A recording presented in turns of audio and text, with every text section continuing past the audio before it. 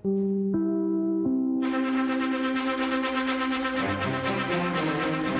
is an NBC News special report.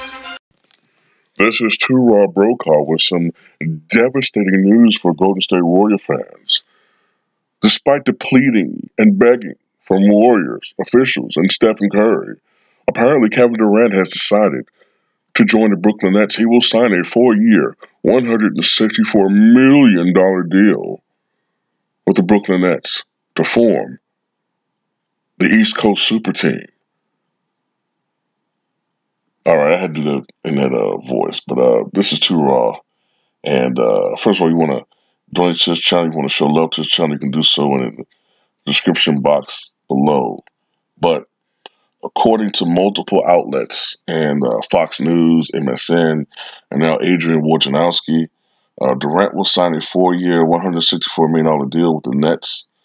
Irving will sign a 4-year, $141 million deal, which I reported yesterday. I'm just reading different tweets from individuals. From Kevin O'Connor, Brooklyn landing Kevin Durant and Kyrie Irving shows the importance of building a franchise with organizational alignment and a positive culture. The Nets are total opposites of James Dolan and the dysfunctional Knicks. New York must spend the coming years repairing their image. And that is true. A lot of that had to do with organizational issues. All right. Wow. Durant signing with Nets over Knicks. Wow. There's so much to digest here. Now, of course, Kevin Durant will not play probably all of next season. Definitely 90% next season. He won't play. So this is going to be a waiting game for Nets fans. But if you're a true Nets fan, this is a gift from above. A true Nets fan. And if I see you motherfuckers on my channel, oh man, I was always a Nets fan. Where the fuck you was at? I ain't never seen you before in my fucking life. And I've been on YouTube for 13 years. I never see any of you motherfuckers. I've never seen anybody say, hey, I'm a Nets fan. Oh, really? Oh, really, nigga? You're a Nets fan? You really? You're a Nets fan? All right, okay. All right, whatever you say, buddy. Okay. I don't even remember Nets fans back when Jason Kidd and Kenyon Martin and you know and those guys were doing their thing. I don't even remember Nets fans back then, but anyway, you gotta look at the Golden State Warriors fucking this up, man. You know, I don't know everything that happened, but just from everything that I've ingested, everything that we've ingested over the past several months, you got to put a lot of blame on, number one, Draymond Green.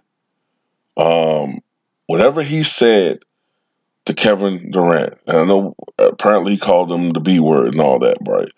But whatever he said to Kevin Durant stuck in Kevin Durant's craw so much, so badly, that it was something that he couldn't forgive. Okay? That plus something happened with regards to the Warriors, medical personnel, and Kevin Durant suffering that Achilles rupture in the finals. I think it was game 5. Something happened. I know reports are that his doctors had cleared him. But something happened with that. I mean, my guess is that he felt pressured. Whenever something bad happens to one of us, we all have this instinct to blame somebody. Even if really we should blame ourselves, we all have this instinct that someone has to take the blame for something.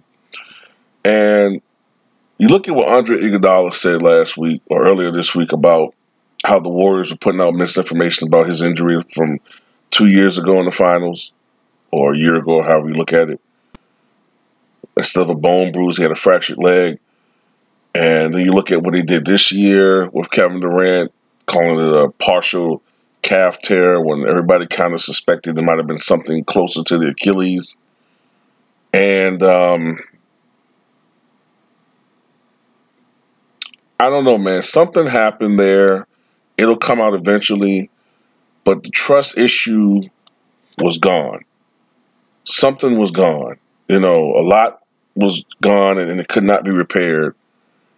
And you look at these two guys, Kyrie Irving and Kevin Durant, and it goes all the way back to, remember after the All-Star game when these two were having an animated discussion with one another. And there's something between these two that clicks. They both probably feel like they were in situations where they didn't get the credit they deserved. Okay? Kevin Durant, for his entire career, not his entire career, but especially his career with the Warriors, he's carried that team to multiple championships, 2 in a row. Had he not got injured, I think that he would have carried that team to a 3rd title.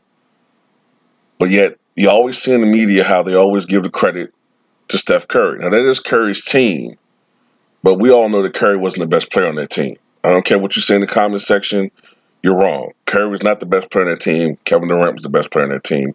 And we saw that when Durant was not out there.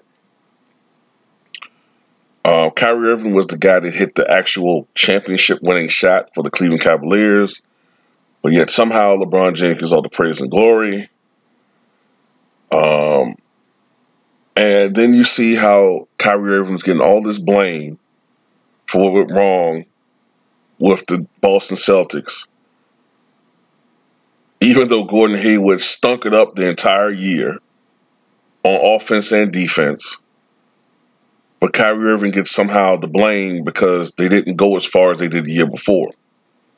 So that has to burn you. You know what I'm saying? To not get, especially when these two guys are essentially not bad guys. You see what I'm saying? Like, it gets me, it makes me feel a certain type of way when, and I'm not trying to disparage this guy I'm going to bring up, but it makes me feel a certain way when you see Jason Williams, who blew away a cab driver, right? Whether it's by accident or not, he blew away a cab driver, but I see him on television and people, treat him with respect. But then you see these two dudes, generally good people, competitive. One's probably very sensitive, but that's just his nature. Kyrie might be a little bit out there on the fringe as far as his personality is concerned, but that makes these bad people. These are both exceptionally great basketball players. And next year's going to be a trial for them because Durant's not going to play for the most part, but they still should be one of the better teams in the Eastern Conference. All right, you got to figure if they made the playoffs with D'Lo, with Kyrie, and I think the chemistry will be better with Kyrie because you don't have all that backstory.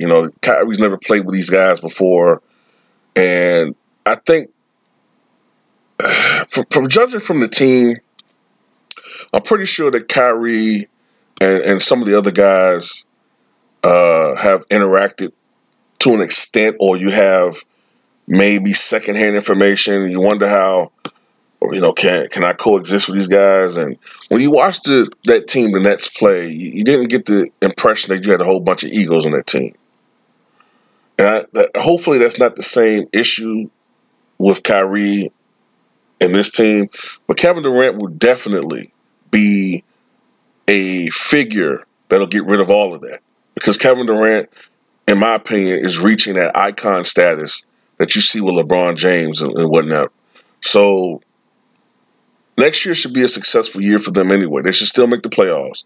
But when Kevin Durant fully recovers from that Achilles injury, and I think he will fully recover from that injury, it remains to be seen whether he'll be the same Kevin Durant that we saw in the playoffs or whether he be maybe more of a Kevin Durant, Dirk Nowitzki hybrid. But even with that, you still will have a guy that's a top 3 player in the league. Because this game is not necessarily predicated on athleticism. We're not talking about What's his name? Damn, I can't think of his name right now, man, when I'm trying to make a point. But Gerald Wallace. No, we're not talking about Gerald Wallace here, okay? We're talking about one of the greatest shooting, essentially, big men of all time. Statistically, the greatest shooting big man of all time, statistically.